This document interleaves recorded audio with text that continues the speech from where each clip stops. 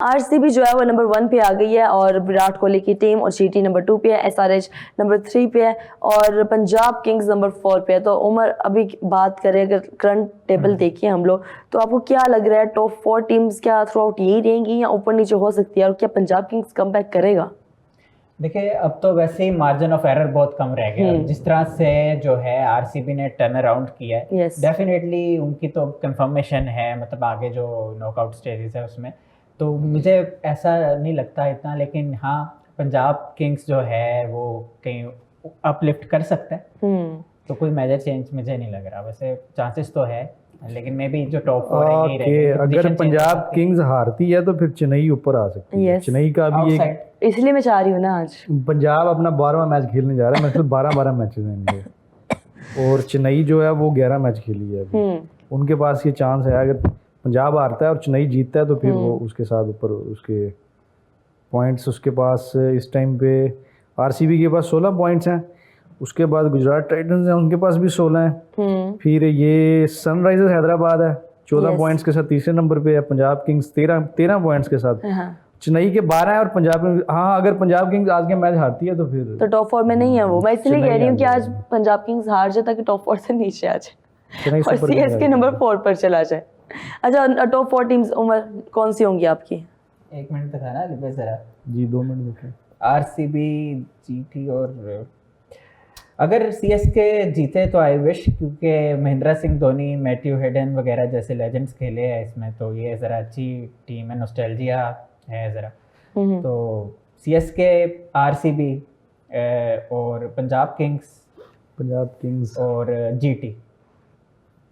Sunrisers के भाई हो गए सारे मैचेस। हाँ, वो 12 खेल गए हैं ना, सर मुश्किल ही है। 14 पॉइंट है उनके। कंटेंशन जो है ना, मेरा ख्याल है किंग्स की है, पंजाब किंग्स की और सीएसके है ना, चेन्नई और पंजाब किंग्स का होगा। वैसे उसका आरआर का भी एक मैच बड़ा हुआ रॉयल्स का, लेकिन मेरे ख्याल में चेन्नई कर जाएगी इसे, अगर उसका रन रेट भी अच्छा है। हाँ। अगर पंजाब हारती है तो फिर चेन्नई टॉप 4 में चली जाएगी एक मैच भी। यानी पहले अभी लेकिन मैच इनका फाइनल है किस दिन? फाइनल कब है आईपीएल का? आप लोग कमेंट सेक्शन में बताएं कि आप फाइनल कब है आईपीएल का? इसमें 30 में लगता तो है।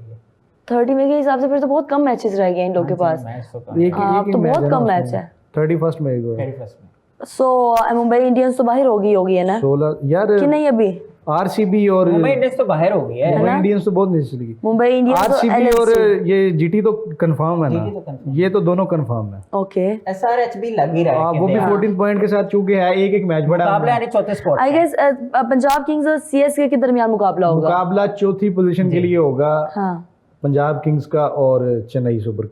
ओह, तो आरआर भी बाहर है, डीसी बाहर है, केकेआर भी बाहर है, मुंबई इंडियंस भी बाहर है और एलएससी भी बाहर है। Oh very nice. अच्छा, इस टाइम 12 खेले हैं आरसीबी ने और 8 जीते हैं। कमेंट सेक्शन में लोग क्या कह रहे हैं, हम जरा लोगों से बात करते हैं। अब हमारी जरा अब सी बातचीत का टाइम शुरू हो गया है। आप लोग बताएं क्या हाल चाल है आप लोगों के, और आईपीएल का मुझे बताएं फाइनल डेट क्या है। केशव कह रहे हैं जी आज इस्लामाबाद ग्लैडिएटर्स जीतेगी। केशव ठीक है, कब का पीएसएल खत्म हो गया, अब कौन सी इस्लामाबाद का आप मैच देख रहे हैं जो जीतेगी? आज मुकद्दस लाइव शो में अपनी बेस्ट फ्रेंड को टेक्स्ट करना बंद करो, बी प्रोफेशनल। रोशान या रोशन, आपका जो भी नाम है, मैं आप लोगों के कमेंट से देख रही हूँ और मेरे पास कोई और नहीं है जिसको मैं टेक्स्ट करूँगी। अच्छा जी, Virat Kohli test 100 in Asia 16, in SENA 12, Babar test 100 in Asia 8 और इन सीना 1। सीना कंट्रीज की तो बात की नहीं है ना, वो तो कौन से सेंचुरी की बात कर रहे हो भाई? झूठ क्यों बोला? बाबर, एशियन की बात की है। बाबर से बेटर प्लेयर तो शंतु है यार, फिर कंपैरिजन है, फिर वो लेफ्ट हैंडेड बैटर है और राइट हैंडेड एशियन की बात कर रहे हैं, as an Asian batter. Babar से आप 10,000 इख्तिलाफात कर लो, लेकिन अगर किसी ने 15,000 से ज्यादा इंटरनेशनल रन्स किया क्रॉस फॉर्मेट्स, तो कोई जो है बचा नहीं है। जाहिर बात है। नहीं, वो अपने उसमें तो बाबर का कोई कंपैरिजन बनता ही नहीं है ना, वो तो एक चीज देखें, एक कुछ चीजें होती हैं जो सिर्फ एक प्लेयर के हिस्से में आते हैं, कुछ ऐसे आजाद होते हैं, कुछ ऐसे अवार्ड्स होते हैं, कुछ ऐसी रिकॉर्ड्स होते हैं जो सिर्फ एक ही प्लेयर के आते हैं। यस अब तेंदुलकर के जो रिकॉर्ड उसके पास आए हैं वो विराट कोहली तो नहीं छीन सकता। मतलब तेंदुलकर अपने दौर में अपने एरा का एक बहुत बड़ा बैटर था, उसके साथ हम बात करते थे, उस दौर में इंजमामुल हक की बात करते थे। कंपैरिजन का जो थ्योरी है ना, मैं उसके सख्त अगेंस्ट हूँ, क्योंकि आप देखिए हर प्लेयर ने मुख्तलिफ बॉलर के साथ खेलना है, मुख्तलिफ कंडीशन में खेलना है, मुख्तलिफ पिच पे खेलना है, तो डेफिनेटली हालात डिफरेंट हो गए।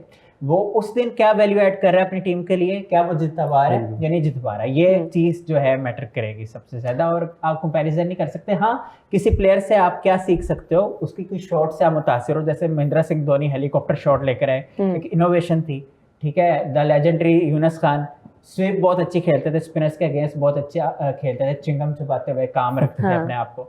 तो ये एक स्किल है जो फ्यूचर के प्लेयर्स, फ्रेंच प्लेयर्स सीख सकते हैं। तो कंपैरिजन वाली जो चीज़ है मैं उसके अगेंस्ट हूँ।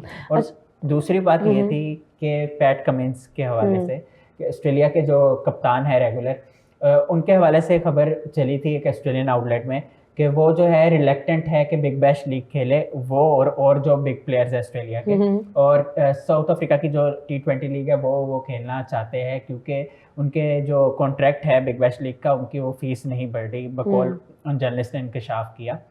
तो उसके फ़ौरन बाद ही जो है ना पैट कमिंस ने बड़े हम्बल तरीके से वो बात को रद्द किया, रिजेक्ट किया कि प्रायोरिटी ऐसी बात नहीं है कि बिग बैश लीग नहीं है। हाँ। तो उन्होंने कहा ये मेड अप यानी फैब्रिकेटेड स्टोरी है। तो मैं ये सोच रहा था कि एज अ क्रिकेटर इन्होंने बड़े ये हम्बल तरीके से जो रिस्पॉन्स किया है, अगर प्रोफेशनली बहुत ज़बरदस्त तरीके से किया, हालांकि एलिगेशन जो लगाया, और बाकी अगर कोई और प्लेयर होता डेफिनेटली वो दिल बर्दाश्ता होकर इमोशनल होकर कोई और स्टेटमेंट भी दे सकता था। तो इन्होंने बड़े हम्बल अंदाज में, जो कि माजी में नज़र भी आया, स्टेटमेंट्स काफ़ी इस तरह की आ जाती हैं जो कि प्रोफेशनल नहीं होती, लेकिन जिस तरह से पैट कमिंस ने रिप्लाई किया तो मेरे ख्याल से बहुत उम्दा रिप्लाई है उन्होंने जिस तरह सिचुएशन हैंडल किया। उमर, हम इंग्लैंड की एक फीमेल क्रिकेटर के बारे में भी बात कर रहे थे, वो ज़रा मुझे बात तो बताएं कि उनको वुमेन्स नहीं मेंस बॉलिंग कोच लगा दिया गया है, फील्डिंग कोच उनको लगा दिया गया है। देखिए ये बचपन से मुझे याद है 2009 की T20 वर्ल्ड कप में ना पाकिस्तान ने जब ट्रॉफी उठाई थी, तो उसी दिन जो है वुमेन्स टीम का भी फाइनल था और इंग्लैंड की टीम जीती थी।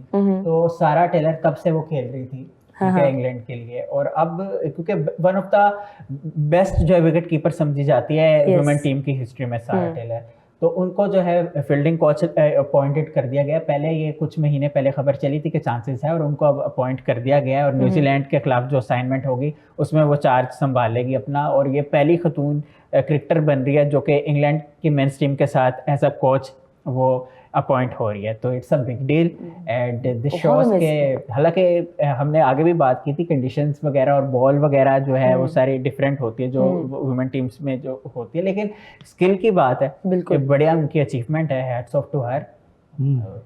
लेकिन क्या हमारे उस तरह से वुमेन्स को ट्रेन किया जाता है और उनको फैसिलिटेट किया जाता है जिस तरह से वहाँ पे उनकी फीमेल क्रिकेट की तरफ तवज्जो दी जा रही है, और फिर वो फील्डिंग कोच भी वो लगी आकर। अच्छा लुक, ये जो टॉपिक है ना बड़ा कॉम्प्लेक्स टॉपिक है और इसकी रिच हिस्ट्री है, लेकिन हम बात करें ओवरऑल अगर, तो ऑब्वियसली जो मेंस को सहूलियात ही मिल जाए हमारे यहाँ यही बहुत होगा, तो हम कैसे सोच सकते हैं कि वुमेन्स टीम को इतनी ज़बरदस्त हो। लेकिन हाँ, ग्रेजुअली कुछ चीज़ों में बेहतरी ज़रूर हुई है, और उसमें आई विश के हो और ज़्यादा इम्प्रूवमेंट, लेकिन मेंस टीम पे ही हो जाएगी। आप लोग हंस क्यों रहे हो? नहीं, अभी वैसे रिसेंट जो जिम्बाब्वे वाली अच्छा, उसमें सबसे बड़ी चीज देखो आप, 47 पे हमारी एक बैटर है, उन्होंने सेंचुरी की है, बिल्कुल फास्टेस्ट। नहीं, उन्होंने बहुत अच्छा खेला और जिम्बाब्वे से मैच जीता, सीरीज जीती पूरी 3-0। और अभी क्या कहते हैं उसे, इमरान फरद के आने के बाद पाकिस्तान की बैटिंग